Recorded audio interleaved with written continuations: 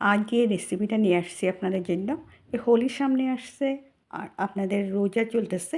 এটা কিন্তু খুব ইজিলি বানিয়ে খেতে পারেন। কীভাবে বানানো যায় আসুন দেখুন। এখানে আমি 1 কাপ আপনার প্রায় 250 গ্রাম দুধ দিয়ে নিলাম। এটা হলো আপনার সাবু। সাবুটা আমি 2 ঘন্টার মধ্যে ভিজিয়ে রেখেছি, ঝরঝরা হয়ে গেছে। তারপর এই দুধে আমি সাবুটা ঢেলে দিলাম।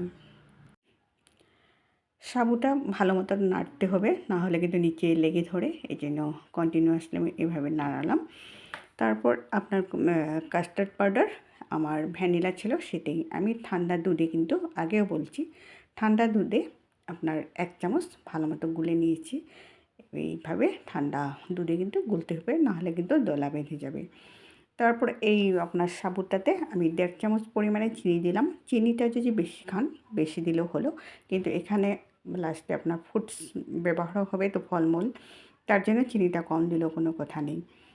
তারপর এই দেখুন আমার কিন্তু সাবুটা অলরেডি হয়ে আসছে। সাবু বানাতে কে না জানে অনেক তাড়াতাড়ি কিন্তু হয়ে যায় সাবুর পায়েস। এই ধরনের পায়েস যদি বানান আপনারা কিন্তু কেস্টা স্লো দিতে পারেন। এই হলো আপনার কাস্টার্ড পাউডার, সেটাও আমি মানে যে সাবুটা যখন হয়ে আসছে আপনার এই কাস্টার্ড পাউডারটা দিয়ে দিলে হলো।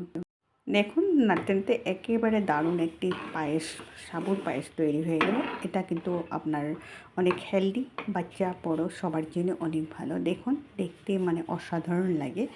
আর একেবারে ঠান্ডা হওয়ার পর আমি কি করলাম, আপনার যা ফলমূল ছিল সেটা ছোটো ছোটো করে কেটে এই একটা বাউলে আপনার সাজিয়ে দিলাম।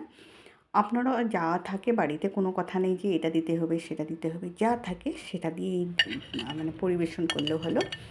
এই ফলমূল খেলে বাচ্চারা তো এমনিও খেতে চায় না, কিন্তু এই ধরনের যদি বানিয়ে দেওয়া যায় ওরা কিন্তু একেবারে মানে মন ভরে খেয়ে নেবে।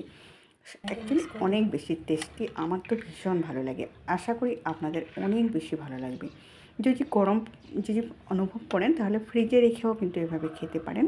কেউ আসলে পরে, এখন আপনার রোজা মাস চলছে, তখনও যদি খেতে পারেন তাহলেও কিন্তু হেলদি। আপনার অতীত আসছে, এই আপনার হোলি আসছে, হোলির টাইমেও আপনারা বানিয়ে দিতে পারেন। একটা অনেক বেশি হেলদি আপনার খাবার। যদি আজকের রেসিপিটা আপনাদের পছন্দ হয় আপনারা বানিয়ে খাবেন, একটু ভালোবাসা দিবেন। ভালো থাকুন, সুস্থ থাকুন, ধন্যবাদ।